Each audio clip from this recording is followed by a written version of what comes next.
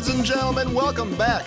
Welcome back to another Tour de Force episode of Oops Wrong Hole. The Oops Wrong Hole. You may have heard our show advertised on PBS, ABC Family, Nickelodeon. It wouldn't be on any of those channels, but can't a guy dream, America? Speaking of dreams and fantasies and space fantasies, The Last Jedi. Got to see it on Friday during the day, like a social outcast. It was wonderful. I'm going to talk vaguely about it, no spoilers, and then at some point I will go into spoiler mode, and I will warn you guys you can jump ship if you don't want to hear it, or if you haven't seen it but love feeling angry, you could just stay. You could just listen and just be like, no, the entire time that I'm saying everything you didn't want to hear, but secretly did because you hate yourself, don't you? You hate yourself. You hate yourself so much. No, but seriously, just all right, basically go see it. Go see it. Spend your money. It's worth it. It's worth it. Is it perfect? No, it's not perfect. No movie is, people. No movie is. You hear me? Everyone involved with Lady Bird? Yeah, you thought you reached the pinnacle, didn't you? Look at my Rotten Tomatoes score. We did it. Nope. Then came that last person. That last person that was built by Satan himself that just walked up and went, "Oh, I'm sorry, are you all smiling?" We'll say goodbye to that, because your movie's rotten. Zing! Now, if you'll excuse me, I need to go throw a kitten up into a tree. The critic's name is Cole Smithy. Does it get better than this, people? He sounds like a villain. It's perfect. It is perfect. He doesn't even sound like a Bond villain. He sounds like a villain from a movie that takes place in an office. That's what it sounds. He's that annoying coworker that everybody's like, oh God, here comes Cole Smithy. It's just one of those names. For all I know, Cole Smithy may be a stand-up dude. What if he's the one person who's right about Lady Bird? But you know why I can't believe that? Because his name is Cole Smithy. He's gotta be annoying. Come on. It's like if a guy told you his name was Spike, you would just be like, oh, he obviously doesn't know how to read. Like, there's just things you assume based on names. And I know I shouldn't judge. My name is Egyptian. I'm Hispanic and I live in America.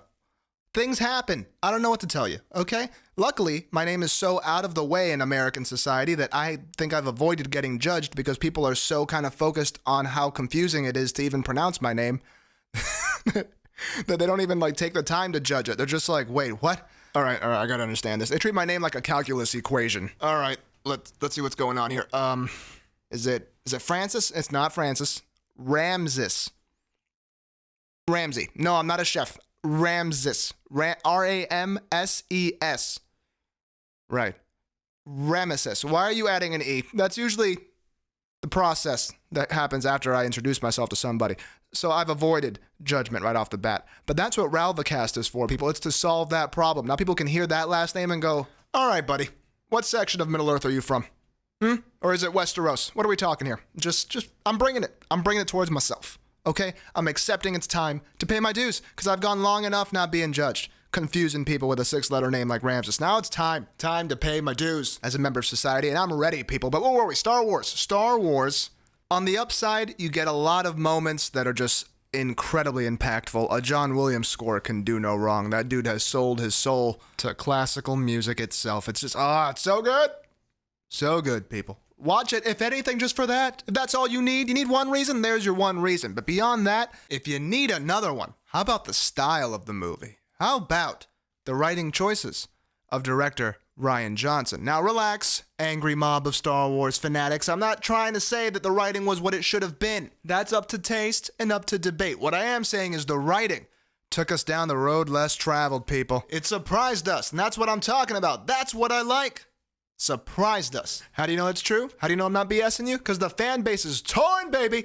The fandom is torn. Some people love it, some people hate it. They're like, what have you done to Luke? Why is Chewbacca wearing hair extensions? All these questions. And yeah, it's nothing out of the ordinary for a portion of the fan base to dislike one of the new movies in their franchise and for a portion to love it. But right now, it feels like they've shifted from having a majority situation where most people were happy with The Force Awakens to a lot more of a 50-50 split with The Last Jedi. Now, as I was saying, the style of The Last Jedi, in a weird way, makes it feel almost like the oldest movie in the series, just by visuals here. It's very Gritty. That's the word for it. It's gritty. It's slightly desaturated. Not in a Zack Snyder kind of way, but just in a kind of more, I don't know, like a more realistic, dirty, dusty kind of way. In a lot of scenes, this particular look really sells a level of realism that you wouldn't normally be able to have with this type of story. But it puts you right there as if you are physically in this place, whether it's a mountain or a spaceship or whatever the hell it is. You feel like this is real because it looks kind of dusty. And, the whole movie doesn't have this specific look the whole way through. Like, not every scene is desaturated. There are plenty of scenes that have more color and are more vibrant and all that stuff. But I would say the majority of the movie does carry that look. And I don't know, it brought me in. It really brings you into the set itself. It makes it feel like this is a real place. Way more than I would say the prequels. That's why I'm saying The Last Jedi feels like the oldest movie in the series visually. Whereas, in a weird twist, the prequels seem like they should be the newest movies based on their visuals. Because the prequels are all super shiny and colorful and glossy. There's just a smoothness across everything. And that's partially because 95% of what we see in those movies is CGI. And also partially because it was filmed on digital. So that combined gave it the whole super glossy, smooth, really shiny thing that it has going for it. And The Last Jedi is, I believe, about 90% film. That delicious celluloid grain. Now, last thing I'll say before we go into spoilers is the writing will catch you off guard. Overall, that's a really good thing about this movie. The writing will catch you off guard. Whether you like it or not is a different story. But the writing will catch you off guard. And isn't that what you want out of a Hollywood picture at this point? Do you like getting the same thing every day?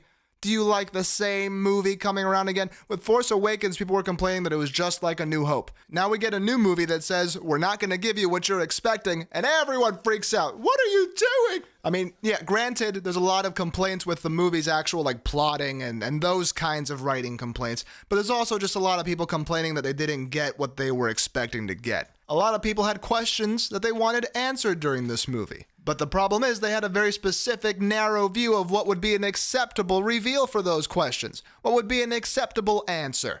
And they didn't get those answers that they were after. And I gotta tell you, it's filling me with joy.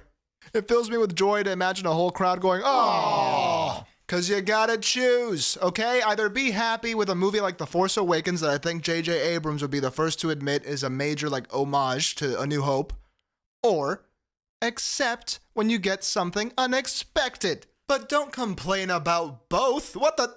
Man, that movie was the same as that other movie. And what's up with this movie, man? It didn't give me anything that I was expecting. You gotta choose.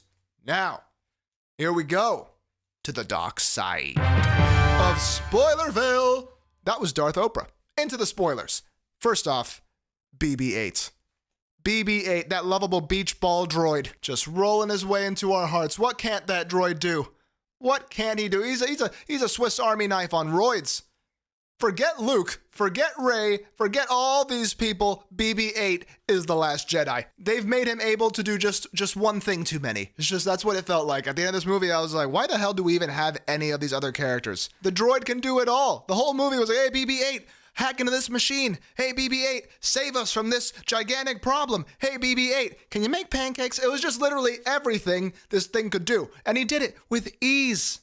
With ease. He's like the Da Vinci of Star Wars. Oh, and there's a scene in the movie where Finn and a new character named Rose, who is like Super Saiyan level perky, go to a casino on a planet that I'm not sure if the planet only had this casino and nothing else. I don't remember. It had a casino and a bunch of crazy looking dog horses.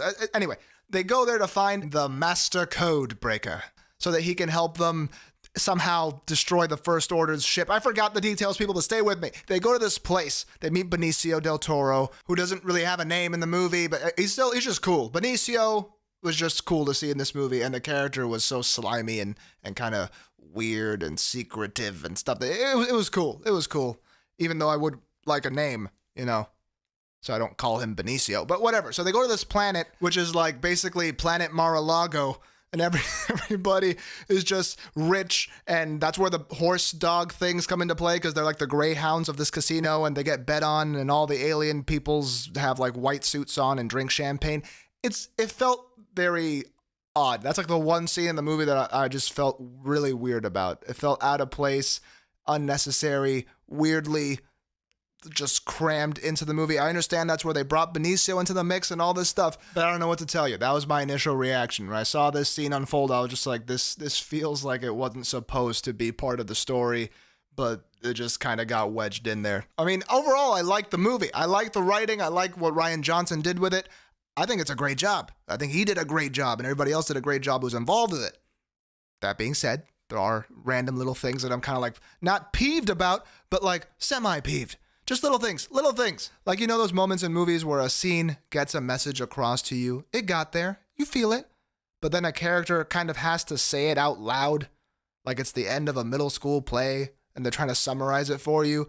In the end, we learned that hate is bad, and love is the true meaning of Christmas, or whatever the hell the thing is. That's what it felt like in this movie. There's a few moments where Rose is the moment that stands out the most. There's a scene with Rose where she almost dies. And then she says something like, you know, we don't fight for things we hate. We fight for those we love. Something like that. And it was one of the few moments of the movie where I was just totally taken out by the dialogue. Because I was just like, no.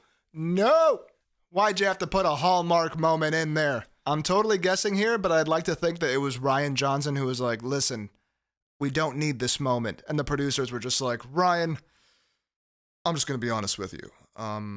The audience are a bunch of dum-dums, okay? They're just banana peel stupid. It's that bad. They need to be told what the moral of this whole thing is, okay? It's our duty to shove these messages down their throats. Down their stupid throats, Rian. Do you understand? Are you okay, sir? Are you okay, sir? Yes, I'm okay, Rian. Thank you for asking. Why are you so aggressive? I'm not aggressive. Okay, I'm not aggressive. It's just, they got Harvey. Okay, I'm next. I have about 2 weeks, set up a house in Mexico, move all my funds over. There's a lot I gotta do right now, Ryan. Okay. Breathe. It's all right. I'll put the line in. No big deal, okay? All right. Thank you. Thank you, Ryan. Yeah, no biggie. But you were kidding about that Harvey stuff, right? Of course. Why would you? Get on out of here, you crazy kid. Asking all these gotcha questions. I'm sorry, what was that? Would you get out of here? In conclusion, ladies and gentlemen, I'm glad I saw the movie. And how cool was that? The way they showed the connection between Rey and Kylo Ren through the Force. That was a neat little bit of filmmaking right there. Neat usage of visual language right there. Communicating ideas without the words. Without all the super duper effects. This was just shot, second shot, magic. Boom. Boom shakalaka. Anywho, I think that's all I got for today, ladies and gentlemen. What? I'm sorry, what? Ladies and gentlemen, I'm being told we have a caller. It's been a while. Are you serious? There's somebody else? Okay. Yeah, no. Put him through. We're just going to put this caller through. No screening, no nothing. We keep it raw on this show. Here we go. 3, 2. Hello, my dear caller. Welcome. You are live on Oops, Wrong Hole with Ramses Ralvicast. How can I help you? Hi. Is this Ramses I'm sorry. How do you say your last name? It's Ramses Ralvicast, or you can say Ramses. It doesn't really matter. Just, pronounce the letters. It's all good. So how can I help you? Yes, well, I'm calling from your bank. Oh, no. We have a bit of a problem here. It seems you have several bounced checks. Jesus Christ, you guys are like wolves. It's Christmas. Have a heart. Don't you remember Christmas? Because I think you do. I think you're putting up a wall right now. I think you're scared. I think you're scared of connection. And you know what? I get it. I do. I was there once. Alone. Watching Hulu. Pay up, loser. All right. I'll send the check. Jesus. Can you give me 5 minutes? Thank you. Bye. Can you believe that? Don't let banks push you around, people. Okay? Don't let them use you and abuse you. Make you pay things like bills and such. Be your own person. Okay? That's all I'm going to say. I'm going to leave you with that. Be your own person. Don't pay any bills. And have a lot of gas in the tank, because you will eventually have to outrun some people. Landlords, creditors, that sort of thing. Anyway, I gotta go. Thank you for tuning in to this episode of Oops, Wrong Hole. I'm Ramses Ralvicast. Live free. Die hard. Bye, everybody.